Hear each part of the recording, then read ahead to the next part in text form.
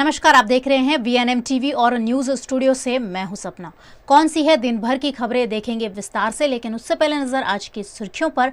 आइए देखते हैं आज की वीएनएम हेडलाइंस।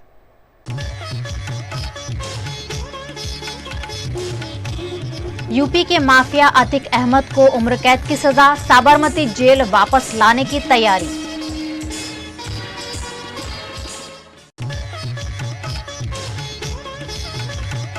मनसुख वसावा और चैतर वसावा की बयानबाजी से गरमाई राजनीति, चैतर वसावा ने दी खुली चुनौती।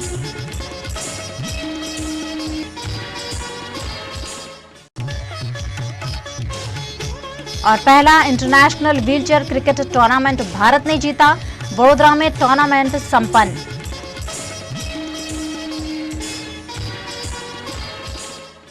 उमेश पाल किडनैपिंग केस में यूपी के माफिया अतीक अहमद समेत 10 लोगों को दोषी करार दिया गया है। 17 साल पुराने उमेश पाल अपहरण केस में प्रयागराज की एमपी एमएलए कोर्ट ने माफिया अतीक अहमद को दोषी करार दिया है। आईपीएस धारा 364A के तहत दोषी ठहराया गया है। इसमें सामान्य कैद से लेकर आजीवन कारावास और फांसी की सजा तक हो सकती है। जब कोर्ट में अतीक को ले जाया गया, कोर्ट परिसर में वकीलों ने फांसी दो फांसी के नारे लगाए। इससे पहले नैनी सेंट्रल जेल से अतीक को बंद वैन में कोर्ट लाया गया था। इसमें सीसीटीवी कैमरा और पर्दे लगे थे। कोर्ट तक 10 किलोमीटर की दूरी 28 मिनट में तय हुई। उमेश पाल अपहरण केस में बाहुबली अतीक अहमद, उसका भाई अशरफ समेत 11 लोग आरोपी थे। इसमें से एक की मौत हो चुकी है। अतीक को सोमवार शाम को अहमदाबाद की साबरमती जेल से और उसके भाई अशरफ को बरेली जेल से प्रयागराज लाया गया था। दोनों को नैनी सेंट्रल जेल में हाई सिक्योरिटी बैरक में रखा गया। आज उन्हें कोर्ट में पेश किया गया और उनकी सजा पर सुनवाई की गई। इस बीच उमेश पाल मर्डर केस में सुप्रीम कोर्ट ने अतीक अहमद की सुरक्षा देने की अपील खारिज कर दी है। अतीक ने याचिका में कहा था कि जब तक वो उत्तर प्रदेश पुलिस की कस्टडी में है, उसे सुरक्षा दी जाए। अतीक ने कहा था कि वो यूपी की जेल में शिफ्ट नहीं होना चाहते। इस पर सुप्रीम कोर्ट ने अतीक के वकील से कहा कि अपनी शिकायत लेकर हाई कोर्ट जाइए। गुजरात के नर्मदा जिले के भाजपा सांसद मनसुख वसावा के आरोपों के बाद नर्मदा जिला की राजनीति गर्मा गई है। डेडियापाड़ा के आप विधायक चैतर वसावा ने भाजपा सांसद मनसुख वसावा को पत्र लिखकर चर्चा की चुनौती दी है। डेडियापाड़ा की आम आदमी पार्टी के विधायक चैतर वसावा ने भरूच के सांसद मनसुख वसावा को एक पत्र लिखा है, जिसमें उन्होंने नर्मदा जिले में फैले भ्रष्टाचार पर सांसद को चर्चा की खुली चुनौती दी है। ભરૂચના લોકસભાના સાંસદ મનસુખભાઈ વસાવાએ ભાજપના પ્રદેશ અધ્યક્ષ CR પાટીલને પત્ર લખ્યો છે કે અહીંના આપના ધારાસભ્ય ચૈતરભાઈ વસાવા અને ભાજપના જિલ્લા પંચાયતના પ્રમુખ પરીસાબેન વસાવા, ભાજપના નાંદોદ વિધાનસભાના ધારાસભ્ય દર્શનાબેન વસાવા, માજી વનમંત્રી અને માજી ધારાસભ્ય મોતીલાલ વસાવા, માજી જિલ્લા પંચાયતના પ્રમુખ શંકરભાઈ વસાવા અધિકારીઓ અને એજન્સીઓને દબાવીને ભ્રષ્ટાચાર કરે છે એવા આક્ષેપ લગાડ્યા છે। ખરેખર બધા જાણે છે, હું જિલ્લા સંકલનમાં અમે બધાએ ખૂબ પ્રશ્નો ઉઠાવ્યા હતા આ બાબતને લઈને કે અધિકારીઓ અને એજન્સીઓએ પદાધિકારીઓને વિશ્વાસમાં લીધા વગર બારોબાર આયોજન કરી દીધું છે અને કોના ઇશારે કર્યું છે અને એમાં મનસુખભાઈના ઘરના અને મનસુખભાઈ સાથે જે આગળ પાછળ ફરવાવાળાના ઇશારે વિકાસશીલ તાલુકાનું પછાત જિલ્લાના તમામે તમામ પૈસાનું બારોબાર આયોજન થયેલું હતું અને એ બાબતને લઈને હું પોતે 23 તારીખે ધરણા પર બેસવાનો હતો, ત્યારે મને ધરણા પર પણ બેસવામાં નહોતા દીધા। જ્યારે આજે સ્વ બચાવ માટે અને પોતાના મળતિયાઓને બચાવવા માટે મનસુખભાઈએ CR પાટીલને પોતાના લેટર પેડ પર આ ફરિયાદ કરેલી છે, એ પાયા વિહોણી છે અને મનસુખભાઈને ખબર છે આ રેલો એમના ઘર સુધી જવાનો છે અને એમની ટિકિટ કપાવવાની છે, એટલે મનસુખભાઈએ આ પાણી પહેલા પાળ બાંધી છે। પરંતુ અમે કહેવા માંગીએ છીએ, અમે ધરણા પર બેસવાના હતા, અધિકારીઓ ખોટું કર્યું છે, એજન્સીઓ ખોટું કર્યું છે, જે લોકોને જે જરૂર છે એની જગ્યાએ એમને વધારે પૈસા ક્યાં મળશે એ કરેલું છે અને એ પણ એમના મળતિયાઓના ઇશારે કરેલું છે। ત્યારે આ રેલો મનસુખભાઈ સુધી ના જાય, પોતાની ટિકિટ બચી જાય, એના લીધે મનસુખભાઈ આ પાયાવિહોણા આક્ષેપો કર્યા છે। આ મનસુખભાઈએ પાયાવિહોણી અને મીડિયામાં રહેવા માટે લેટર લખેલો છે અને અમારા પર આક્ષેપ કરેલા છે, જેની સામે અમે આવનાર સમયમાં કોર્ટમાં પણ જવાના છે, કાયદેસરની કાર્યવાહી પણ કરીશું અને મનસુખભાઈને કહેવા માંગીએ છીએ તમારા પર કોઈ પણ અધિકારીની ફરિયાદ હોય, એજન્સીની ફરિયાદ હોય તો જાહેર કરો. અમે પણ જાહેર મંચ પર આવવા તૈયાર છે અને અગર તમે જાહેર નહીં કરશો તો આવનાર સમયમાં ધરણા પર બેસીશું અને તમારા પર માનહાનિનો કેસ પણ અમે કરીશું. વિકાસના કામોમાં તપાસ કરાવવાના કામો અને તપાસ કર્યા પછી તોડ પાણી કરવાની અને તોડ પાણી કર્યા પછી પાછું તે જ કામમાં પાછું તપાસ માંગવાનું. એટલે આના કારણે જિલ્લાના અધિકારીઓ, જિલ્લાના મોટા કોન્ટ્રાક્ટરો બધા ત્રાસી ગયા છે. જો બધા જ લોકોને ખંડણી આપે, બધા જ લોકોને હપ્તા આપે તો પછી વિકાસના કામો પર માઠી અસર પડે છે એવું એ પત્રમાં લખ્યું છે. અને વાત સાચી છે કે બધા જ લોકો, બધા જ નેતાઓ જો અધિકારીઓ પાસે, કોન્ટ્રાક્ટરો પાસે રેગ્યુલર હપ્તા ઉઘરાવશે, ખંડણી ઉઘરાવશે તો સરકારનો પૈસાનો દુરુપયોગ થવાનો છે અને પ્રજાના જે પ્રકારે કામો થવાના છે એ નથી થવાના. એટલે મેં જિલ્લા સંકલનમાં પણ મેં ધ્યાન દોર્યું છે, જવાબદાર અધિકારીઓને ધ્યાન દોર્યું છે કે ભાઈ કામો સારા કરાવો, 100% કરાવો, ગુણવત્તાવાળા કરાવો, જેથી કરીને આવા કટકીબાજો કોઈ ટપલીદાવ કોઈ અધિકારી કે કોન્ટ્રાક્ટરને કરે નહીં. અને મેં જિલ્લાના આવનારા દિવસોમાં બાકીના લોકોનું પણ આના માટે સાવધાન કરવાનો છું. અને સરકારની જે ગ્રાન્ટ આવે છે, જે પણ કોઈ ગ્રાન્ટ એ સંપૂર્ણ રીતના પૂરેપૂરી વપરાય એના માટે હું કાળજી રાખું છું. કેટલાક લોકો પ્રજાને ગેરમાર્ગે દોરવા માટે કોન્ટ્રાક્ટરો, અધિકારીઓ પાસે રેગ્યુલર હપ્તા ઉઘરાવે છે અને તે જ પાછા તપાસ માંગે છે. એટલે આમને તો કુદરત પણ માફ નથી કરવાની. विश्व में पहली बार वडोदरा में आयोजित किए गए इंटरनेशनल व्हीलचेयर क्रिकेट चैंपियनशिप 2023 में भारत की टीम विजेता रही। दिव्यांगों को प्लेटफॉर्म उपलब्ध कराने के लिए गुजरात के वडोदरा शहर में विश्व की पहली इंटरनेशनल व्हीलचेयर क्रिकेट चैंपियनशिप 2023 का आयोजन किया गया। वडोदरा के प्रतापनगर क्रिकेट मैदान में पिछले कई दिनों से जारी इस टूर्नामेंट में भारत के अलावा बांग्लादेश, श्रीलंका और नेपाल की टीम ने हिस्सा लिया। इस टूर्नामेंट का फाइनल मैच श्रीलंका और भारत की टीम के बीच खेला गया। पहले बल्लेबाजी करते हुए श्रीलंका ने 92 रन बनाए। भारत ने 1 विकेट के नुकसान पर 93 रन बनाकर शानदार जीत हासिल की है।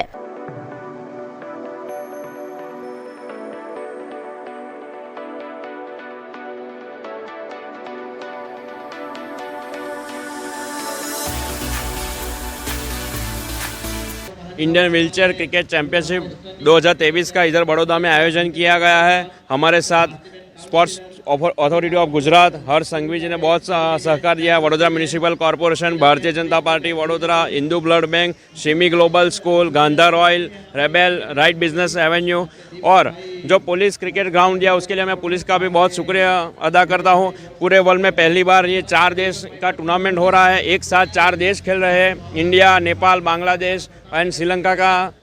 ये जो 4 मैचों का सीरीज था उसके अंदर कल सेमीफाइनल का आयोजन किया गया था। आज श्रीलंका और इंडिया के बीच फाइनल खेला जा रहा है। हाँ, आज हम लोग 4 जो देशों के बीच चैंपियनशिप खेली गई थी उसके हम लोग विजेता हुए। बहुत खुशी का पल है, शब्दों में बयान नहीं किया सकता है। हमारी टीम शुरू से ही एकजुट होकर खेली और सभी टीमों को हराया। आज फाइनल भी थे।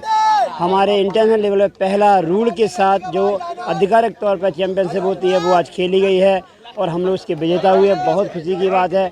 सारा अरेंजमेंट वगैरह सब बढ़िया था, शानदार ग्राउंड, सभी का बहुत बढ़िया सपोर्ट, सभी के लिए बहुत बहुत धन्यवाद। इस मौके पर वडोदरा महानगर पालिका की डिप्टी मेयर नंदा जोशी, स्थायी समिति अध्यक्ष डॉक्टर हितेंद्र पटेल, भाजपा अध्यक्ष डॉक्टर विजय शाह समेत के अग्रणियों ने उपस्थित रहकर दिव्यांगों का हौसला बढ़ाया। इस मौके पर विजेता टीम और अच्छा प्रदर्शन करने वाले दिव्यांग खिलाड़ियों को मोमेंटो और पुरस्कार देकर सम्मानित किया गया।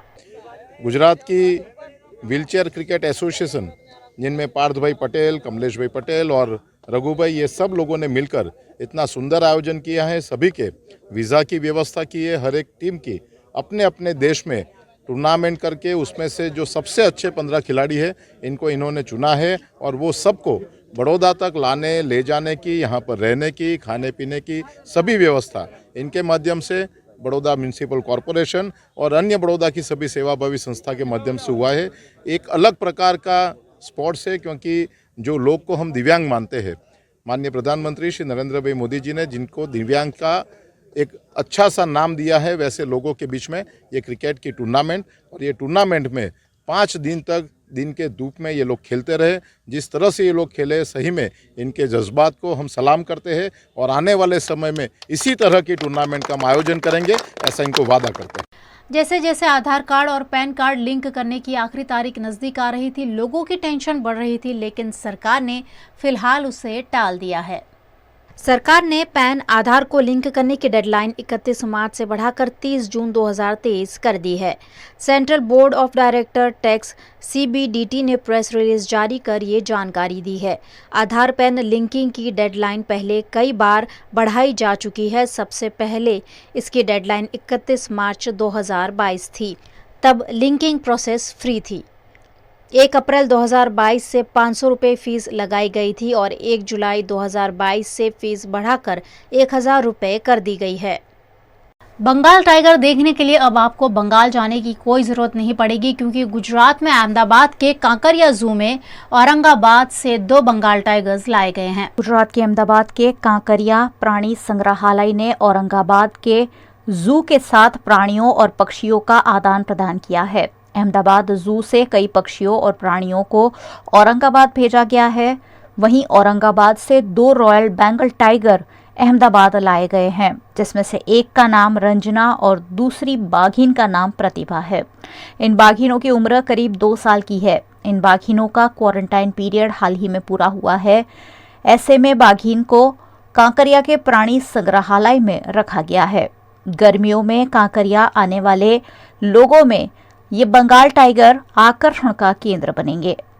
अहमदाबाद कॉरपोरेशन के मेयर किरीट परमार समेत के कॉरपोरेशन के पदाधिकारी और जनप्रतिनिधि इस मौके पर कांकरिया प्राणी संग्रहालय पहुंचे।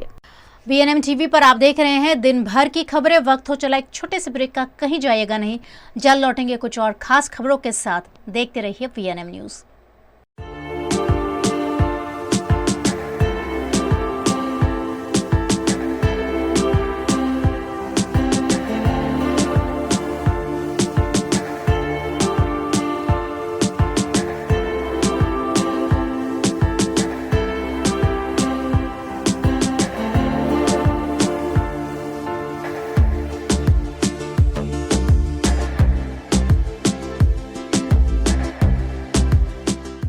भारत ले रहा है इलेक्ट्रिक अंगड़ाई। क्यों ना हम साथ चले, साथ चले, साथ बढ़े, साथ बढ़े, देश मेरे, देश मेरे। देश को ले जाए नई दिशा की ओर। आपका जॉय, भारत का जॉय। વડોદરાના ઘણા વિસ્તારો જેમ કે અકોટા, માંજલપુર, અલકાપુરી, મકરપુરા વગેરે વગેરે વિસ્તારોના લોકો ચિંતામાં છે। આ ચિંતાનું કારણ છે વડોદરાના લોકોમાં વધતી ઈર્ષા। જી હા, અને આ ઈર્ષાનો સ્ત્રોત છે તરસાલી એરિયામાં આવેલ રેઝિડેન્શિયલ પ્રોજેક્ટ દર્શનમ પ્લેસ। ઘણી બધી એમિનિટીઝથી ભરપૂર આ 2 અને 3 BHK પ્રોજેક્ટ બની ગયો છે નવા ઘર શોધવાવાળા લોકો માટે એક અનોખો અવસર।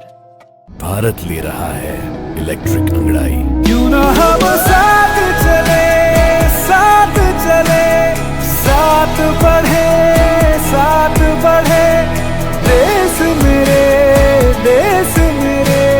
देश को ले जाए नई दिशा की ओर। आपका जॉय, भारत का जॉय।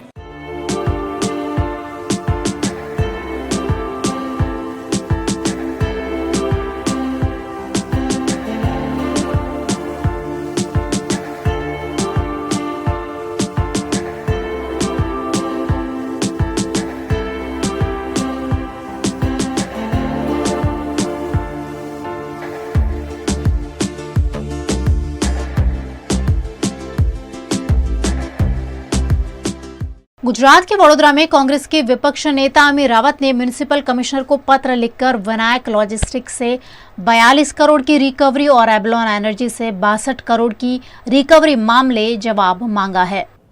પહેલાં વિટકોસ સર્વિસના નામથી જાણીતી હતી।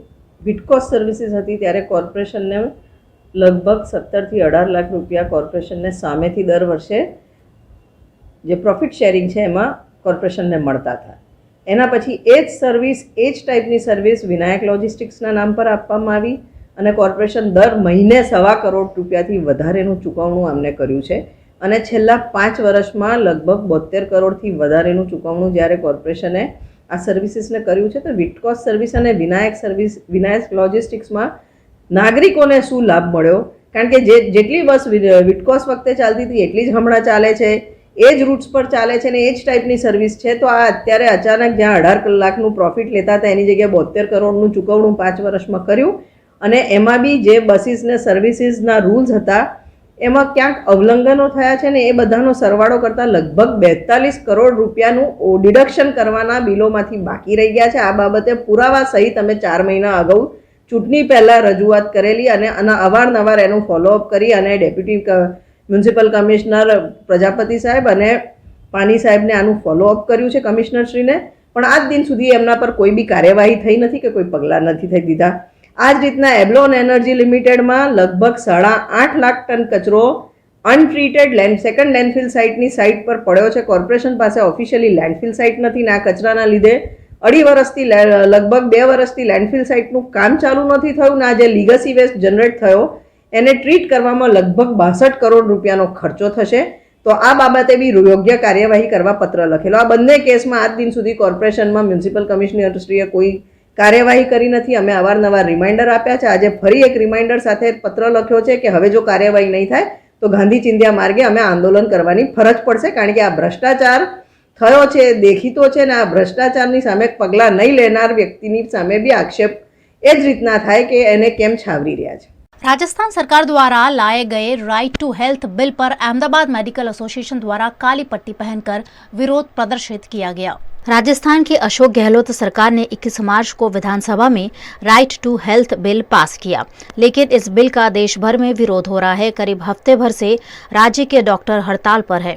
डॉक्टर्स ने इस बिल को असंवैधानिक बताया है और इसकी वापसी की मांग कर रहे हैं। गुजरात के अहमदाबाद में भी इस बिल का अहमदाबाद मेडिकल एसोसिएशन द्वारा काली पट्टी पहनकर विरोध किया गया। राजस्थान सरकार ने पिछले दिनों विधानसभा के अंदर एक विधेयक पास किया है जिसके नाम है राइट टू हेल्थ। उसके तहत एक कुछ जो प्रोविज़न किए हुए हैं वो अनकॉन्स्टिट्यूशनल है और प्राइवेट सेक्टर की जो सर्विसेज है उसको हैम्पर करने वाले हैं। जैसे कि एक प्रोविज़न ऐसा किया गया है कि इमरजेंसी में कोई भी पेशेंट किसी नर्सिंग होम में आता है तो उसको ट्रीटमेंट लेना कंपलसरी है और ट्रीटमेंट का चार्ज पेशेंट से लेना नहीं है। अगर प्राइवेट वाले अगर कुछ भी चार्ज नहीं लेंगे तो प्राइवेट हॉस्पिटल चलेंगे कैसे? उनके स्टाफ की सैलरी है, मशीनरी का खर्चा है, रेगुलर टेस्ट का खर्चा है, इलेक्ट्रिसिटी के बिल है, वो कहाँ से निकलेंगे? और अगर उसमें सरकार दबाव बनाती है तो अल्टीमेटली प्राइवेट नर्सिंग होम बंद होने के चांसेस बढ़ जाएंगे और उसमें अल्टीमेटली परेशानी पेशेंट की ही और आम जनता की होगी।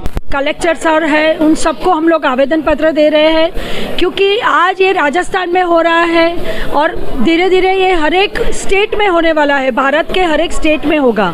तो हमें ये जरा भी मान्य नहीं है और हमें वहीं से रोक लगानी है, क्योंकि ये हमारे डॉक्टर्स और हमारे लोगों के स्वास्थ्य के लिए बहुत खराब है। हम ये आवेदन पत्र देंगे, उसके बाद अगर कोई राजस्थान में इसके लिए कोई स्टेप्स नहीं लिया गया और अगर ये बिल चालू ही रहा और ये अगर इस तरह से हम लोग आगे प्रोटेस्ट करेंगे और शायद मास स्ट्राइक भी हमें ऑल ओवर इंडिया की करनी पड़े। इन दिनों चल रही गुजरात की बोर्ड परीक्षाओं में 10वीं के छात्रों की परीक्षा संपन्न हो गई है, जिसकी खुशी छात्रों के चेहरे पर नजर आई। गुजरात में पिछले कई दिनों से बोर्ड परीक्षाएं चल रही थी, जिसमें से 10वीं की परीक्षा आज खत्म हो गई है। 10वीं के छात्रों का आज संस्कृत का पेपर रहा, जो इजी होने की वजह से छात्र खुशी खुशी परीक्षा केंद्रों के बाहर निकले। परीक्षा आज से पूरी हो रही है, ऐसे में पिछले कई दिनों से पढ़ाई में जुटे छात्र और उनके अभिभावकों ने राहत की सांस ली है। परीक्षा अब पूरी हो गई है, ऐसे में छात्र परिणाम के इंतजार में जुट गए हैं। आज हमारा संस्कृत का पेपर था। मेरा संस्कृत का पेपर बहुत इजी गया है। मेरे को आशा ही है कि अच्छा ही गया है, तो मार्क भी अच्छे ही आएंगे। परीक्षा आज ख़त्म हो गई है तो खूब आनंद व्यक्त हो रहा है और आगे जाके 11th-12th का कॉमर्स या अच्छे मार्क्स आएंगे तो साइंस लेने का इच्छा है। देश भर में कई लोगों को उल्लू बनाने वाले महाठग किरण पटेल की पत्नी भी धोखाधड़ी के आरोप में पुलिस के हाथों गिरफ्तार हुई है। खुद को पीएमओ का टॉप अधिकारी बताने वाले किरण पटेल की पत्नी मालिनी पटेल को अहमदाबाद क्राइम ब्रांच ने गिरफ्तार किया है। आरोप है कि दोनों ने अहमदाबाद के पोश इलाके में एक बंगला हड़प लिया था। ठग किरण पटेल की पत्नी मालिनी को क्राइम ब्रांच ने जम्मूसर से गिरफ्तार किया है। उन पर बंगले से जुड़े एक मामले में गंभीर आरोप है। उनके खिलाफ मकान हड़पने और धोखाधड़ी की शिकायत की गई थी। अपराध शाखा द्वारा ठग किरण पटेल और उसकी पत्नी के खिलाफ शिकायत दर्ज करने के बाद से ही पुलिस ने मालिनी पटेल पर शिकंजा कसते हुए मालिनी को गिरफ्तार कर लिया है। फरियादी श्री जगदीश चावड़ा इन्होंने फरियाद दी थी कि जो मकान है इनका बंगलो है वो इन लोगों ने कब्जा कर लिया है। किरण, उसमें 2 आरोपी थे, किरण पटेल और मालिनी पटेल। तो उसमें आज मालिनी पटेल उनको डिटेन किया गया है जम्बूसर भरूच से, और इसमें भरूच पुलिस की मदद से हमने मालिनी पटेल को डिटेन करके अभी क्राइम ब्रांच लाया गया हुआ है और मेडिकल एंड बाकी प्रोसीजर के बाद इनकी अरेस्ट की जाएगी। जो मददगारी जो है, मदद उन्होंने किया था, मेन आरोपी किरण पटेल था और उनको मदद करने में मालिनी पटेल का रोल आ रहा है। और हर एक जो भी गुने हुए हैं उनमें सब में मालिनी पटेल की एज अ को एक्यूज मददगारी में ही रोल आ रहा है। गुजरात के वडोदरा शहर में कॉरपोरेशन द्वारा अवैध निर्माणों पर लगातार कार्यवाही की जा रही है। आज ऐसी ही कार्यवाही परशुराम भट्टे में देखने मिली। वडोदरा के परशुराम भट्टे के सुभाष नगर में करीब 80 से 100 झुग्गियां आज कॉरपोरेशन द्वारा हटा दी गई। ये सरकारी जमीन थी जिस पर सालों से अवैध रूप से निर्माण कर कई लोग रह रहे थे। उन्हें प्रधानमंत्री आवास योजना के तहत घर देकर स्थानांतरित कर दिया गया है और आज पुलिस की सुरक्षा के बीच अतिक्रमण विभाग की टीम द्वारा डिमोलिशन की कार्यवाही को अंजाम दिया गया। अभी सयाजीगंज विस्तार के सुभाष नगर जैसे नाम से प्रख्यात विस्तार में हम खड़े हैं। यहाँ पे सरकारी गोचर जमीन पे जो गैर कायदेसर मकान जो यहाँ पे वसवाट कर रहे थे लोग, उनका हमने नोटिस दिया था उनको और यहाँ से मकान खाली करने के लिए बोला था, जो अभी हम डिमोलिश कर रहे हैं वीएमसी और पुलिस के सहकार से। हमने अलग अलग राउंड में 6 महीने से हम नोटिस इनको दे रहे हैं और अभी लास्ट राउंड ये अभी चल रहा है जो आज खत्म हो जाएगा। VNM टीवी पर आप देख रहे हैं दिन भर की खबरें। वक्त हो चला एक छोटे से ब्रेक का, कहीं जाइएगा नहीं। जल्द लौटेंगे कुछ और खास खबरों के साथ। देखते रहिए VNM न्यूज़।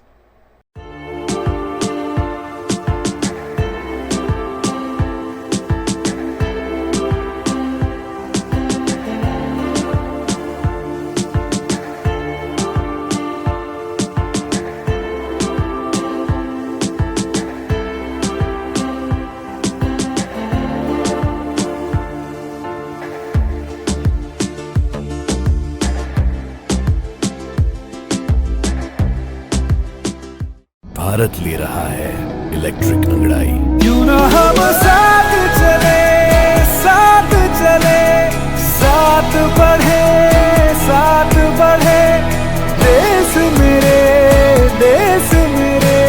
देश को ले जाए नई दिशा की ओर। आपका जॉय, भारत का जॉय। વડોદરાના ઘણા વિસ્તારો જેમ કે અકોટા, માંજલપુર, અલકાપુરી, મકરપુરા વગેરે વગેરે વિસ્તારોના લોકો ચિંતામાં છે। આ ચિંતાનું કારણ છે વડોદરાના લોકોમાં વધતી ઈર્ષા।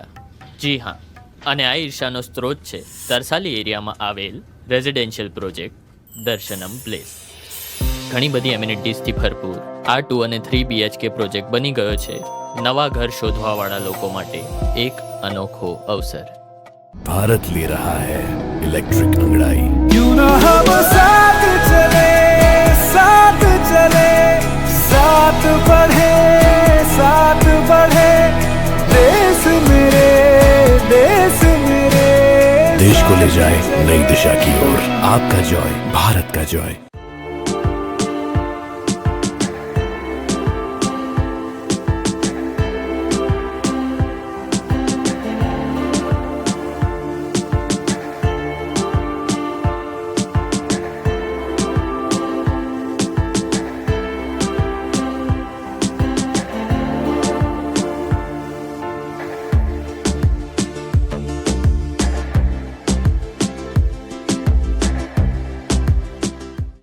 गुजरात के सौराष्ट्र के प्रसिद्ध श्री विसामण बापू के विहड़ धाम पाड़ियात के महंत श्री 108 महामंडलेश्वर निर्मला बा ने देश के प्रधानमंत्री नरेंद्र मोदी से शुभेच्छा मुलाकात की।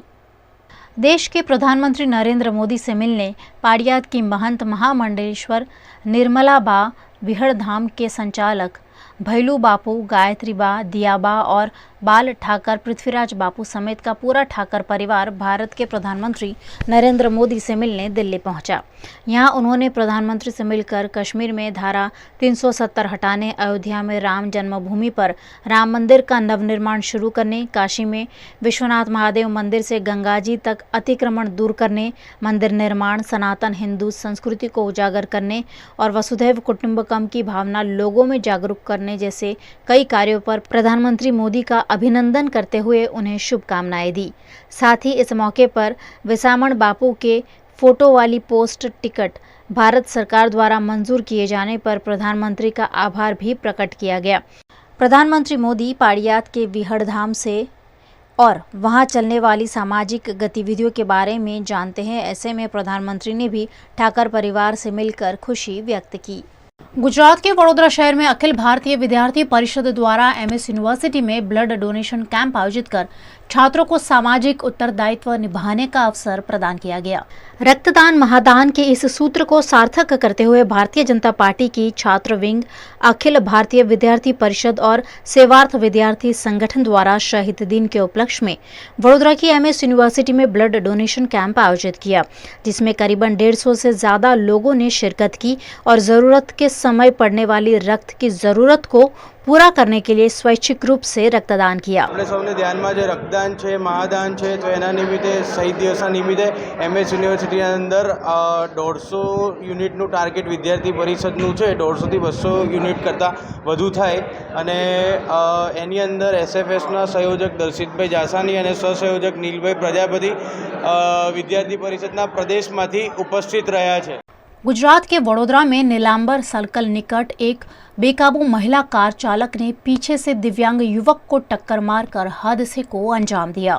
गुजरात के वडोदरा के वासना भाईली रोड पर रहने वाले राजेश परमार दिव्यांग है। वो अपने 3 व्हीलर मोपेड पर 65 वर्षीय मां सविता परमार को इलाज हेतु गोत्री अस्पताल ले जा रहे थे। उस दौरान नीलांबर सर्कल के पास राजेश परमार के स्कूटर को एक महिला कार चालक ने पीछे से टक्कर मार दी, जिसमें मां और बेटा गंभीर रूप से घायल हुए। एसएसजी अस्पताल में इलाज के दौरान 65 वर्षीय सविता परमार की मौत हो गई है, जबकि दिव्यांग युवक का इलाज चल रहा है। हादसे को अंजाम देने के बाद महिला कार चालक कार छोड़कर मौके से फरार हो गई। गोत्री पुलिस ने मौके पर पहुंचकर कार को कब्जे में लेकर कार मालिक की तफ्तीश शुरू की है। गुजरात के वडोदरा शहर की गोत्री हॉस्पिटल के बाहर ट्रैफिक जाम की वजह से कई बार एम्बुलेंस तक को जाने की जगह नहीं मिलती है। गुजरात के वडोदरा शहर के गोत्री इलाके में सरकारी अस्पताल गोत्री मेडिकल कॉलेज है, जहां अक्सर ट्रैफिक जैम होता रहता है। अस्पताल के अंदर आने जाने वाले वाहनों के साथ सड़क का ट्रैफिक मिक्स होने से यहां अक्सर ट्रैफिक जैम की नौबत आती है, जिसमें कई बार एम्बुलेंस तक फंस जाती है। दरअसल यहां यू टर्न लेते वक्त गाड़ियां धीमी पड़ जाती है और यहां रिक्शा चालकों का भी जमावड़ा होता है। ऐसे में अक्सर ट्रैफिक जैम होता है, जिससे मरीजों और उनके साथ आने वाले परिजनों को दिक्कतों का सामना करना पड़ता है। ऐसे में गोत्री अस्पताल प्रबंधन और वडोदरा कॉरपोरेशन को मामले की सूद लेकर यहां ट्रैफिक को सुचारू करवाए जाने की आवश्यकता है।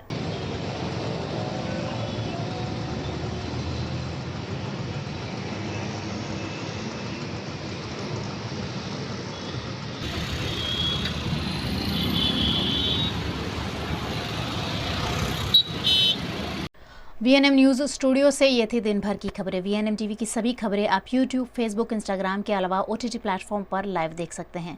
आप वोडाफोन टीवी, जियो टीवी और डेली हंट पर लगातार 24 घंटे देख सकते हैं वीएनएम न्यूज़। तो देखते रहिए वीएनएम न्यूज़। मुझे दीजिए इजाज़त। नमस्कार।